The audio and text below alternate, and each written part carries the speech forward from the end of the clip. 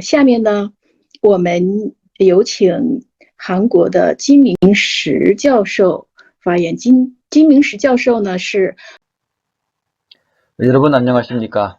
미덕대학교 김명석입니다. 제가 오늘 발표할 논문은 영화예술인의 낭만적 생태주의 스톱입니다. 네, 영화 스톱은 후쿠시마 원전 사고를 배경으로 하고 있습니다. 원전 폭발로 방사능에 부부가 피폭이 되는데요. 안도와 미키가 도쿄로 이주하면서 이야기가 전개됩니다. 이 영화는 2015년 체코 카를로비 바리 국제영화제, 2015년 제20회 부산국제영화제, 2016년 베이징 국제영화제에 초청되었습니다. 한국 개봉일은 2016년 12월이었지만 제작 비용보다 개봉 비용이 더 들어서 개봉하지 못했다고 합니다.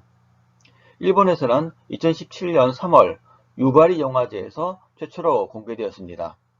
100만 엔의 제작 비용으로 김기덕 감독 혼자서 각본을 쓰고 10몇 차례의 촬영으로 녹음, 편집, 프로듀싱까지 해서 완성되었는데 렌즈 심도가 좀 맞지 않는다든지 좀 조명도 허술하고 기술적인 부분에 문제가 좀 있어 보입니다.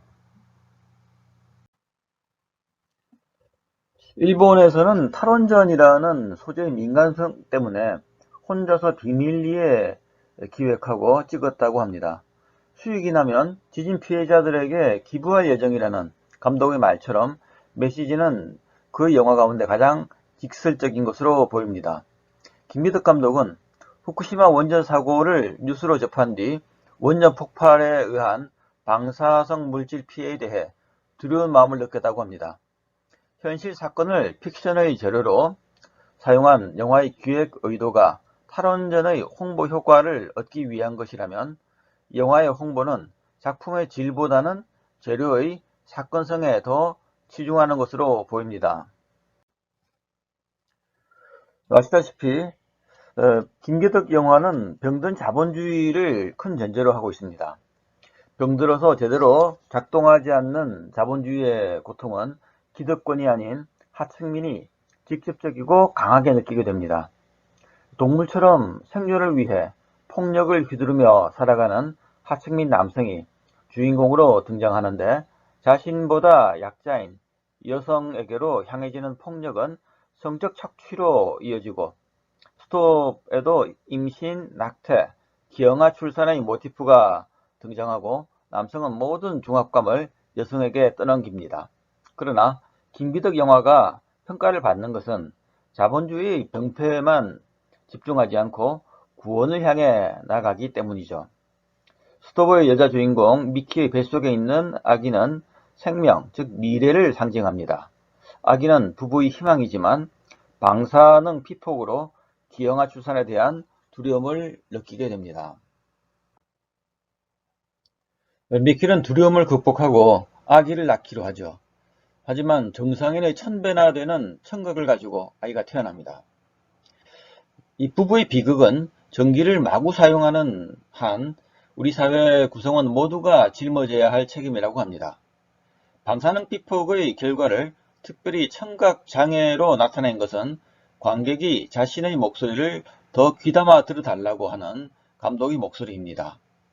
전기를 함부로 사용해서 이런 비극이 일어났다는 대사에서 감독 자신의 에너지관을 배우의 입을 통해서 들려주는 것을 알 수가 있습니다. 김기덕의 탈원전 신념은 인간과 자연을 하나의 생태계로 인식하는 관계망적인 사유에서 출발합니다. 도쿄와 후쿠시마라는 지역적 차원을 넘어서 지구적 차원으로 확장되는 생태 문제는 분명히 월경적인 것입니다. 일상에도 삶의 안전을 위협하는 수많은 경고음이 들리지만 듣지 않으려고 하는 것이 우리의 이중성입니다. 그런 우리가 더 큰 장애를 안고 있다는 것이 감독의 목소리죠. 이 영화의 영문 제목 스탑은 원전 가동을 중지할 것을 요구하는 명령형 동사입니다. 원전이 낳은 비극을 직시하라고 하는 감독의 격정적인 촉구인 것이죠. 다음은 영상과 서사에 대해서 말씀드려 보겠습니다. 현장에서 촬영된 이 영화는 자연광을 주 광원으로 하고 있습니다. 보이스 오버를 사용하지 않고 음악도 영화가 시작되고 51분가량 지나서 처음 삽입됩니다. 이 영화는 배경음악도 최소화하고 일상적 소리를 위주로 하고 있습니다. 배경음악 사용을 자제하는 것은 전지적 화자의 코멘트를 포기하는 것입니다. 그것은 사실주의적 독해를 유도하는 중요한 기제가 됩니다. 자막도 한 차례뿐입니다.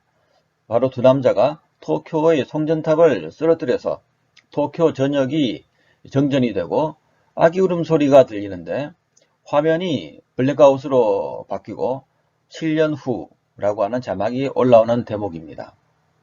안도가 아내 미키를 찾으러 나가면서 카메라가 심하게 흔들리는 씬이 있는데요. 안정적인 화면이 아닌 핸드헬드로 촬영해서 두 사람이 실랑이를 벌이는 현장감을 살리고 있습니다.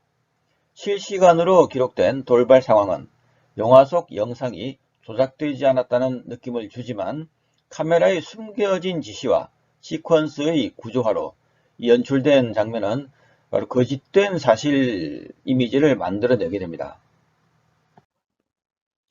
영화의 시작은 갑작스런 지진을 만난 부부의 모습입니다. 까마귀 소리가 들리고 바람에 무언가 날려와서 손으로 잡고 냄새를 맡으려고 하는데요. 영화의 전개상 그것은 방사능 낙진을 의미하는 것 같습니다. 방사능에 오염된 분진일 수도 있겠지만 방사능은 무색무취해서 사람의 오감으로 인지할 수가 없습니다. 김기덕은 영화 속 피해자로 나오는 인물들의 입을 통해 탈원전을 외치지만 다른 일본 국민들이 동조하는 모습은 찾아볼 수가 없습니다. 이 영화는 원전 사고라는 비극에 대처하는 국가적 책임과 피해자들의 윤리적 문제를 휴머니즘이라는 보편주의로 귀속시키지 못하고 있는데요. 그것은 김기덕의 생태주의가 지닌 한계라고 할 수가 있습니다.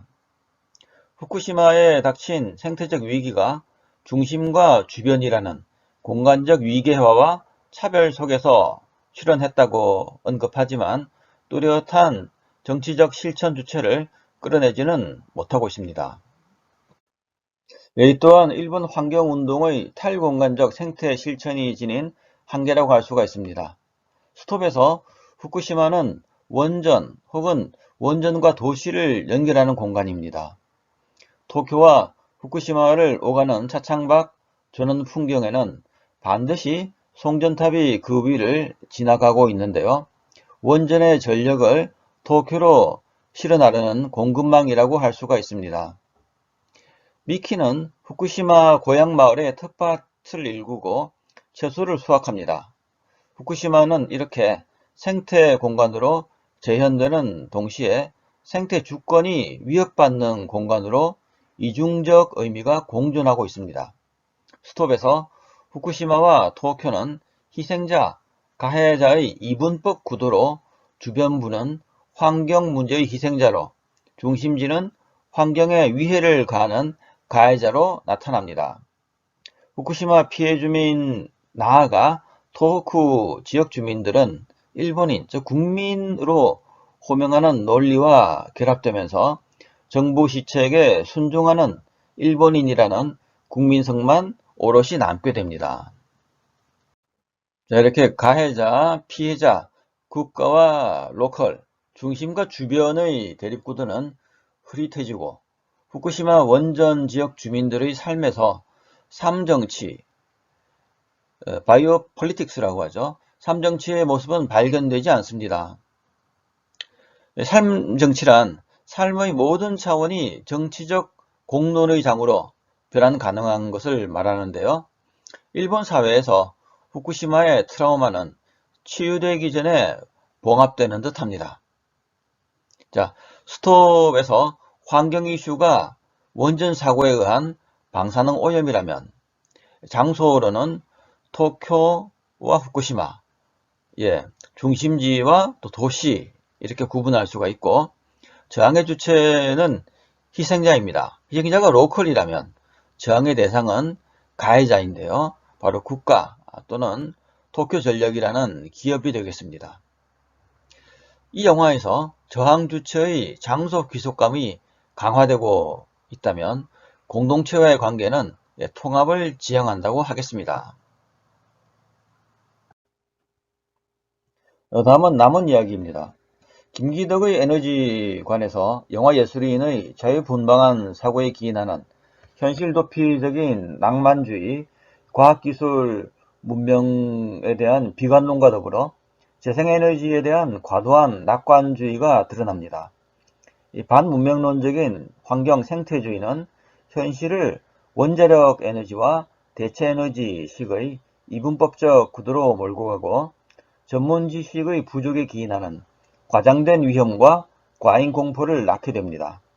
일본 배우들의 입을 빌어 들려주는 원전에 대한 원망은 이 영화를 환경주의적 메시지를 전달하는 선동영화처럼 보이게 합니다. 원전 사고를 일으킨 원인이 전기의 과다 사용이라면 현대 문명의 폐단은 병든 자본주의와 그 문제와 다를 바 없는 것이죠. 영화를 통해 병든 자본주의를 고발해온 김기덕의 차기작은 언제나 기대되지만 더 이상 그의 작품을 영화관에서 볼 수가 없습니다. 이제는 그의 유작을 통해 만날 수밖에 없는 거장 김기덕 감독의 명복을 빌며 발표를 마치고자 합니다. 감사합니다.